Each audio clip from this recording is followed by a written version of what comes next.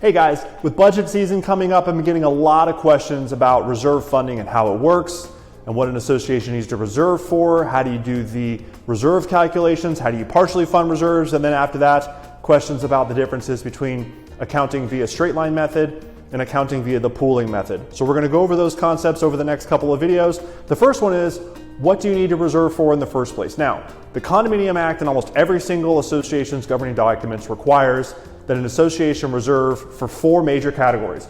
And that's roofing, painting, paving, and everything over $10,000. Now, roofing, painting, and paving is pretty obvious, but the everything over $10,000 can be a little bit more subjective. So think about the things that are going to wear out over time and you're going to have to replace wholesale. The $10,000 item is not necessarily for maintenance items, and it's not necessarily for a maintenance item that may cost more than $10,000. It's for things that are going to wear out and that you're going to have to replace wholesale. So think pool liners, or maybe perhaps an entire fencing structure, or maybe cooling towers, or things of those natures where they're going to fail.